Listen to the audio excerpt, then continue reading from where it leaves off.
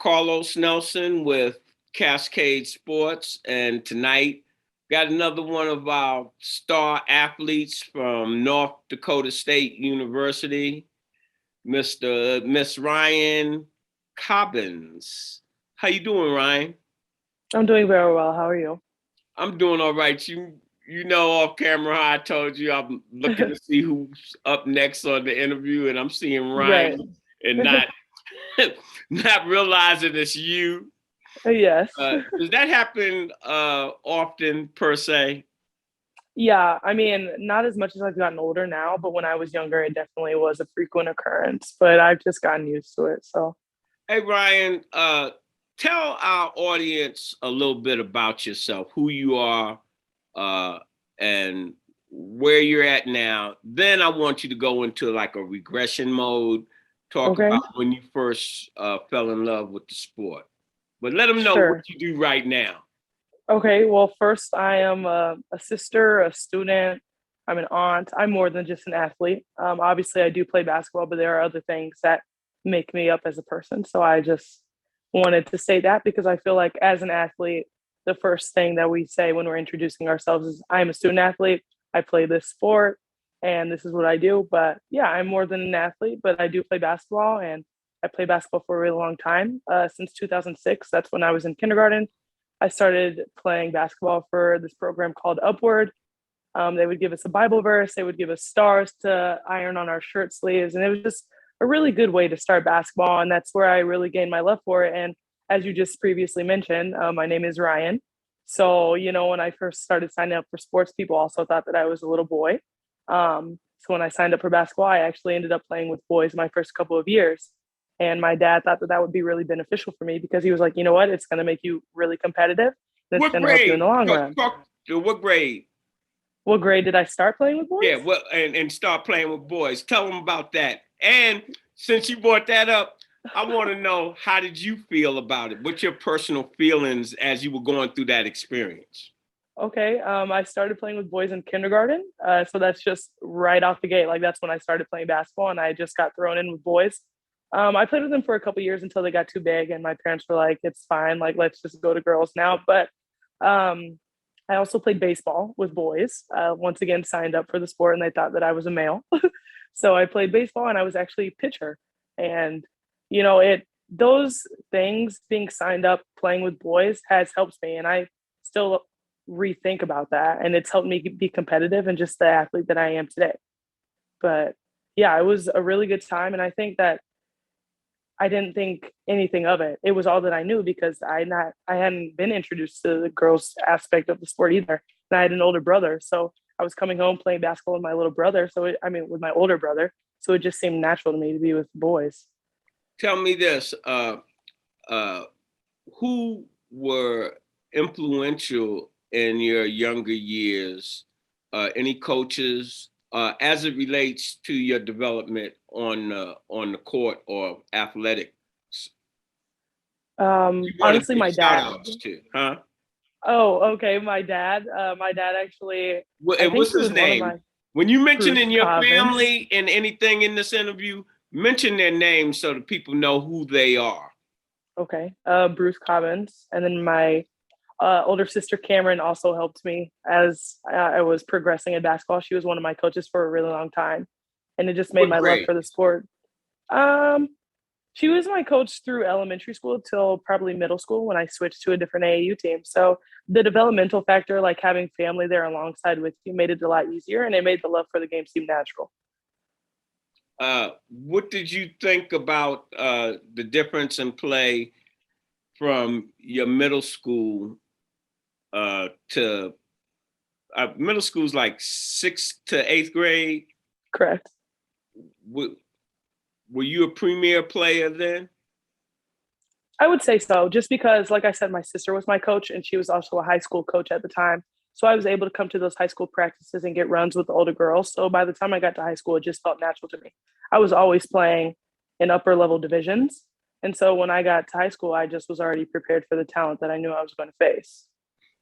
Uh, what was the difference in the game as you got into high school, as you saw it? And as you went to the next level, how did you respond to the other girls that were basically premier players also? Um, I mean, the biggest change from middle school to high school is just the pace of the game, but that's, when you increase or move on to every level from high school to college, it's still the pace of the game. And then just how detail oriented things start to get as you get older. You might think that you know a lot about the sport, but then your coaches kind of make you think differently because, like I said, it is detail oriented and they want things done a certain way. Whereas in middle school and high school, everything is just, you know what, you're probably the best player on the team because you might be more athletic than all of your teammates. And in college, it's just not quite like that. Like, we're all talented, and that's why we're at this level. We were all the best on our high school teams, and that's why we're on this level. So it's just interesting to see a group of girls who were once one of the best players on their team just kind of be broke down and have to start over, but still, finding that love and passion for the game and working together. So normally I ask athletes like yourself, what would you tell a freshman? But in your interview, I see you telling them now if they're paying attention that because I say, when you are a champ and been pampered through high school and you get through and you go to college, especially if you go to a D1, but really on any level, they're champions from wherever part of the country they came from. And they don't care nothing about you. And if you're not a student of the game, you have less in your toolbox to work with. So talk to our audience about your freshman year and where did you go as a freshman in high school? Okay, as a freshman in high school, I went to Piper High School. What was that like? And was you I wanted to say, was you the man, but you know how we use those terms, but was you the GOAT there? My freshman year, I probably shared the role with a senior. She was really good, but on defense, we worked really well together. And I knew, when she graduated that I would have some pretty good shoes to fill, but I wasn't. What was the name? Jessica Wayne. She was really fun to play with. We, people literally couldn't get past us at the half court. We were zoning and our arms were just super long. And she was just a really fun person to play with. Did she come up the same way you did through being a premier player? Or do you know? I would say so. I heard about Jessica when I was in high school. Something specific on that topic. But okay. Because I want being a premier player, going to high school, even though they have a senior, if they weren't premier coming all the way up, you might not respect them like you should. And what did that girl teach you that you hadn't seen or been told by her being a senior and you accepting her leadership? That's a really good question. I don't know if Jessica verbally taught me anything, but just working with her every day and seeing, how hard she worked in her actions on the court, it's kind of motivated me to continue to want to be that person after she left, to fill her shoes and to make sure that we were going to continue to win games and go to the state tournament and eventually go to the state championship. So just, basically piggybacking off of what she had already accomplished and then building the foundation for what I was going to do and hopefully leave the, role for someone else. Did you have any stats that you remember your freshman year that you can talk about? No, I have no idea. All right. You played well, you gelled with the team. Run that sophomore season. Sophomore season in high school, we didn't have Jessica Wayne, but we still had Maya Morrow was a really good post player for us. And we were still an aggressive team. We just didn't have Jessica at the front of the line, but that was okay because I knew I was willing to step up, and there was people on my team who were also willing to step up. Who was leading the team then? Maya Morrow was the senior that year, so we just kind of, gelled to her. And then as an underclassman, it is hard to try to get your voice out there and for people to respect it. But I feel like I did the best that I could to try to, be a leader. It depends on the coach also, because the coach, some coaches will just say, hey, this freshman, she's running things. But I like how a lot of the premier athletes that I have interviewed, especially you girls, I don't know whether it's a loyalty or what, but y'all are willing to wait your turn. A lot of these boys, they're not willing to wait their turn. They like gunslingers. and they don't understand. That's why they have trouble with the coaches and want to transfer. or am I talking out of turn there on that?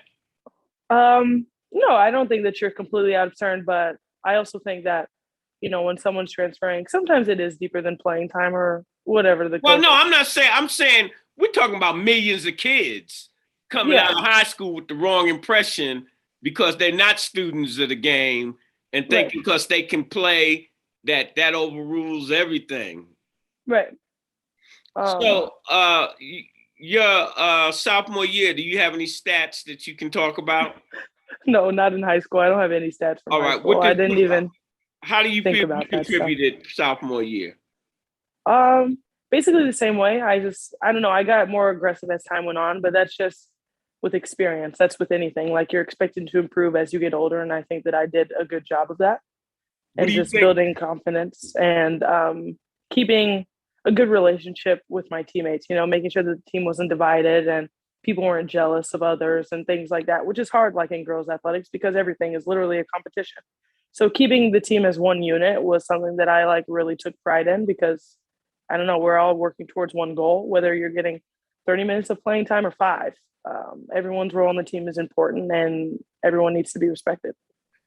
All right. So your junior year, did the atmosphere change for you? Where were you sitting in the pecking order? Junior year, it did change a little bit. I got moved to the 4 spot. I was originally a guard my freshman and sophomore year, which was fine. You had handles? On 1 to 10, what's your handles like? Run around talking about you was guard. I wouldn't say that my handles. 1 to 10. 1 to 10? Yeah. Probably 7. 7? I don't have the ball on the string necessarily, but I can blow past. Well, I people. like that. I'm stealing that from you in some of my interviews. Ball on the string. Yeah, there you go. I'm a baby, the yo-yo. Yep, there you go. All right. Do you have a crossover? I would say, but I'm more of a between the legs. In high school, I dribbled kind of high. Well, that's what I'm saying. Hard to get high school. We ain't talking about your college career yet. Right. Where was you at with your high school on these skill sets? That's why I give numbers so that. Right. All right. In high school, I definitely wasn't any point guard, but I could handle the ball well enough. But in high school, I would say the thing that probably made me or separated me from the rest was my footwork. I'm really good with my footwork around the basket, up and under, secondary moves, that type of thing. So just my patience around the basket helped me in high school. And then I was also bigger than most of the people that we played. So it wasn't really a problem to bully drive or get to a position on the floor that I wanted to be in. All right. On that note, okay. I wanted to know, are you rough and ready or are you silky smooth down low? It really depends on the day. I'm not gonna, not on the conversation of inconsistency, but it probably just depends on who's guarding me. If I can get past you with my first step, then I'm going to do that. But if I know that you're a poised defender, then I'll definitely take my time and be patient down low. So, that just comes with versatility, though, learning who's guarding you and being a student of the game, as you've mentioned. It's important to know who your matchup is and how they're going to guard you so you can know what to do to be successful. By the time you was a senior, what was going on? And tell me this. Okay. September comes, school comes, you're a senior. Think about how you was feeling waiting for your sport to come in. Right. I was excited. We had done well all 3 previous years, and I was hoping to get a state championship. So that was really the end goal of mine. What do I have to do, or what did I have to do at that point to make sure that my team was going to be in the best position to try to get us a state championship? Obviously eager for my senior year, but kind of bittersweet too, because you know that you're leaving a chapter in the book behind and you're going to be going somewhere else here in a couple of months. But yeah, just really trying to put my team in the best position that I could. Were you in the leadership position at this point where you would have tip of the spear for your team? I would say so. You didn't talk a whole lot about your coach. Talk about your coach and what his philosophy was and how you bought into it or whatever. Give that aspect viewpoint to our audience. Sure. Okay. So my coach, his name is Coach Stout. He was actually my math teacher in high school. Great teacher, great coach. But his philosophy, I feel like, was very simple. We just came in every day and worked hard. Our offense wasn't really anything robotic. We ran a lot of 4 out, 1 in, or 5 out, and just score the best way you can. And I feel like that's what's most common in high school. When you have enough talented players, you don't have to really worry about the X's and O's because there's enough people who have talent who can contribute in ways of their strengths. So, I mean, we had offense, but we didn't necessarily have to run it, and especially because we were one of the best girls programs in the state of Kansas. So, I mean, we just lived off transition offense, throwing the ball ahead and just getting layups, rim running. We had quite a few shooters on my team, so it was easy to kick the ball out and get a 3. So, yeah, we were just an all-around Did you have good any team. accolades as a senior? I did. Let the people know. It's hard for me to remember senior and junior, but I know that I was player of the year one year. I don't know what year it was.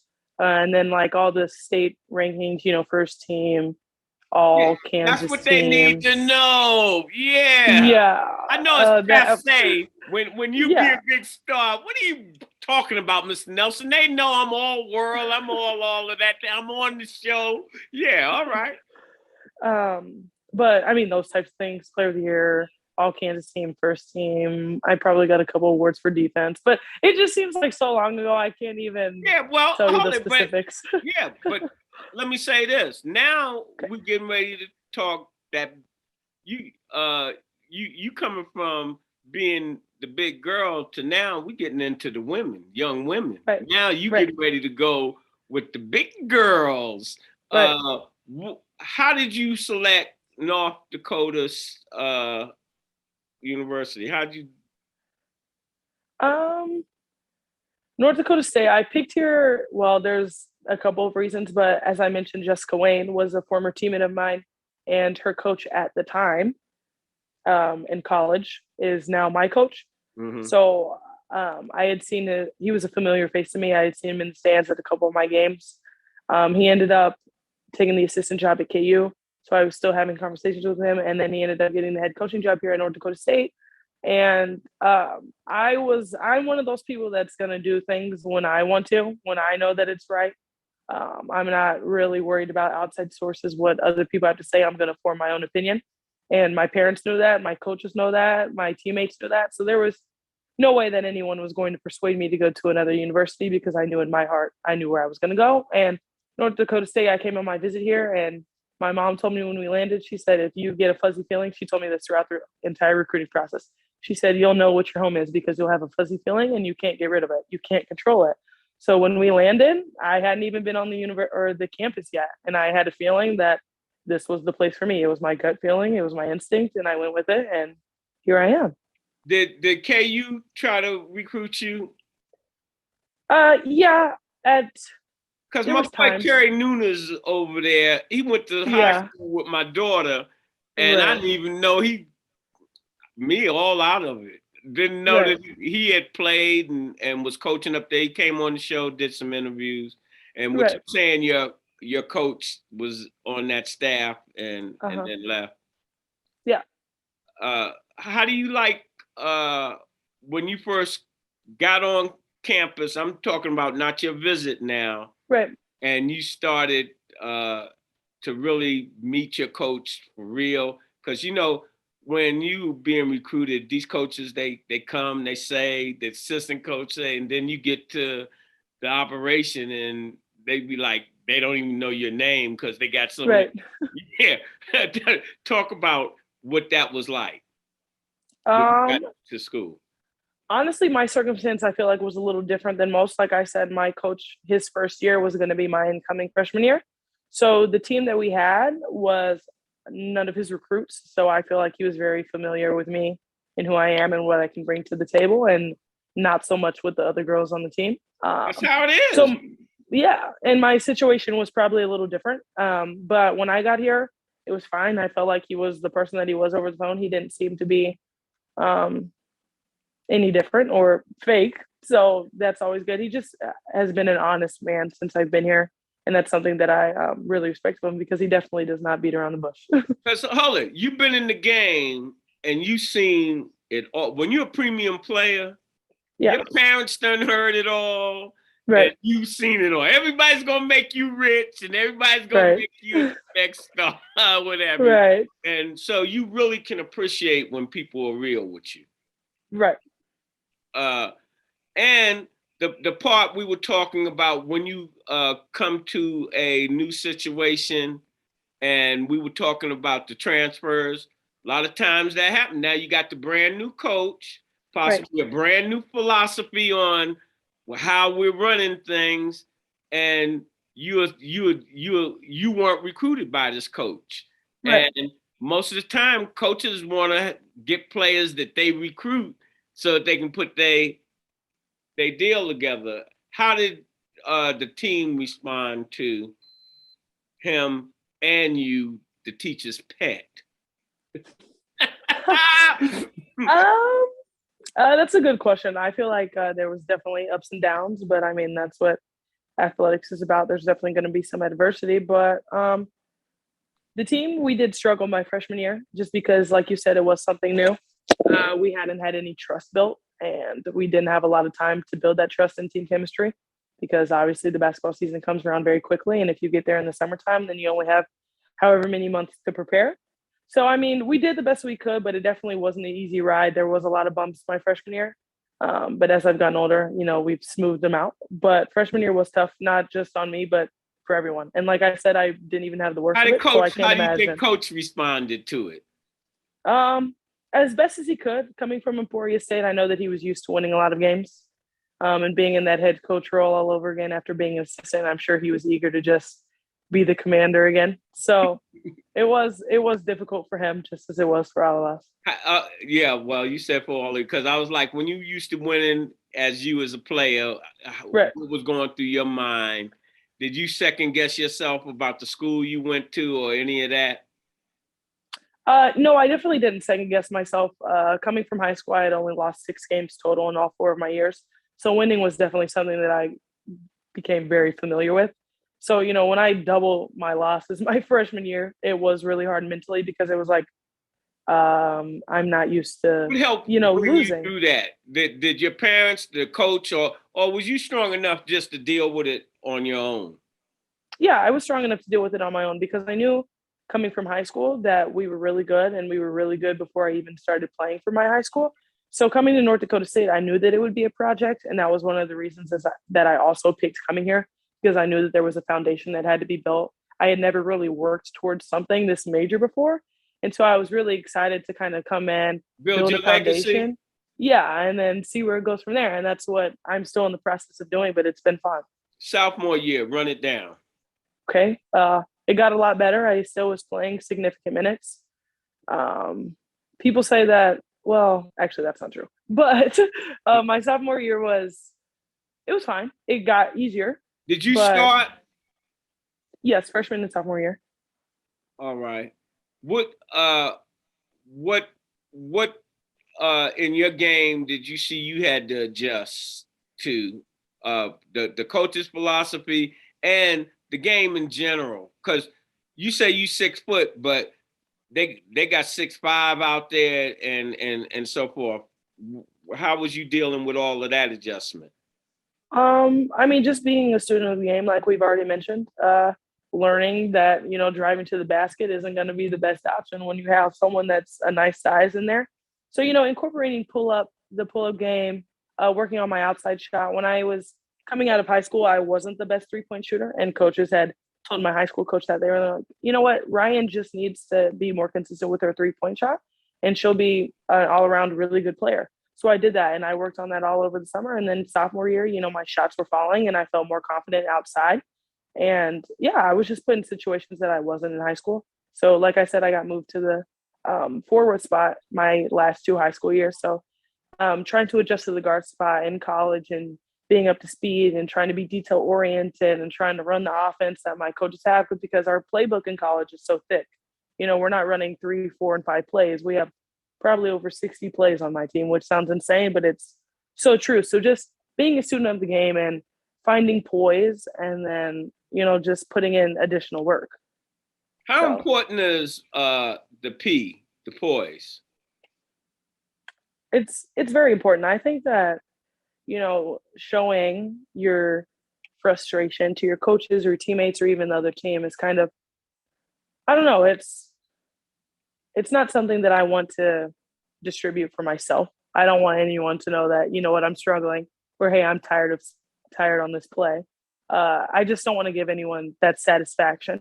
And that's me personally. So being poised is something that I really try to incorporate in my game. And yeah, just being confident. So this season, Mm-hmm. what you looking for? And have you set any personal goals for yourself? Yeah, I think it's important to set goals. My coach is really big on setting goals and writing them down and putting them somewhere that you can see every day. And so we did that this fall, and I've been looking at my goals, and obviously I'm in hopes to achieve them, but I know that the work that I put in this off season should definitely make obtaining my goals a lot easier.